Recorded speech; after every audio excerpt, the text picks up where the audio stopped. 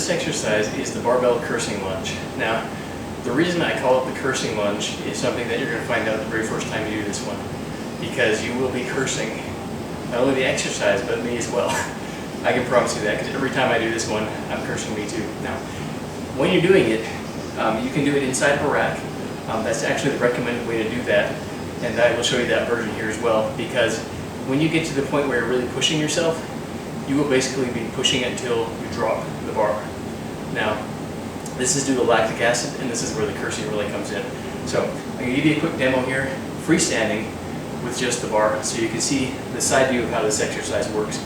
Then what I'll do is I'll switch to the back view, do it in the rack, so you can see how it goes in a real set where I'm really pushing hard, basically until the point where I can't hold my legs up anymore. So, when you're doing the exercise, stand in front of the bar. It would be loaded, obviously. You just pick it up with the bar resting just below the glutes. Now, step forward into the lunge position. The bar is now resting on your upper hamstring on the back leg. When you're doing the exercise, your front knee stays bent. Your back knee bends further, and then you straighten it out. You can see the movement. You're staying in that split squat position, but you're just straightening out that back leg.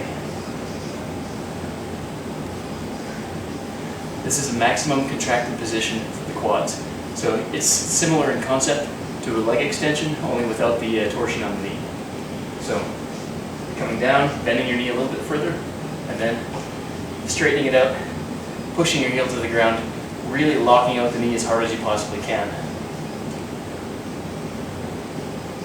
Just like so. Now, here's the view from the back.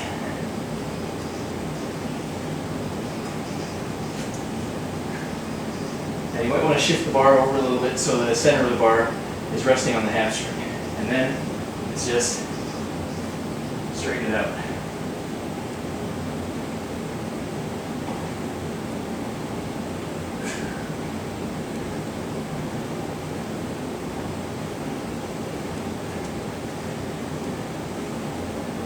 Now, obviously without weight on here, it looks really easy. So let's fix that. Alright, so now I've got this set up in the rack and added some weight to the bar. The rack safety rails should be set pretty much maybe a few inches below your knee height. I find that to be about the perfect height for getting into and out of position on this one. It's going to really allow you to push your legs to the limit on this. I've got 135 on the bar here. Start light. When you start adding weight, you can work up from there. This one is one you want to do for reps rather than for power, because you're really going to get a lot out of the contracted position, and you really want to go for that lactic acid burn. This is a great finishing exercise for the quads, specifically for the quads. You get a little bit of glute and hamstring work just from holding that split squat position, but this is a focused quad exercise, specifically on the back leg quad. So, get your foot set, get into position. You can actually sit on the bar here in this position. You don't have to actually stand up, set the bar down and everything like that. So,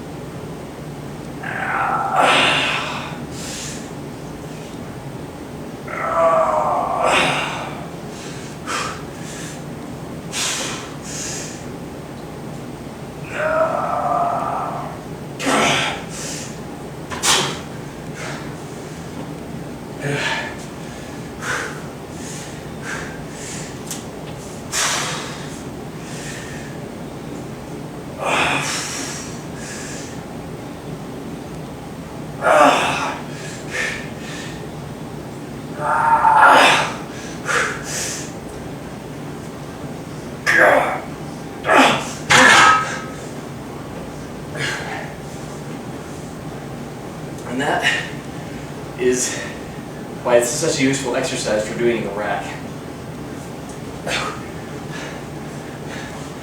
As you can see, when I'm doing this one, it allows me to really push until I hit that point of lactic acid failure. Now, another key point when you're doing this one, as you're extending your knee and straightening out your leg, try and drive your heel into the ground. That's going to maximize the contraction in your quads. So, great exercise. Like I said, you don't need a rack to do this one, but it's definitely helpful. Give this one a shot, I think you're going to like it.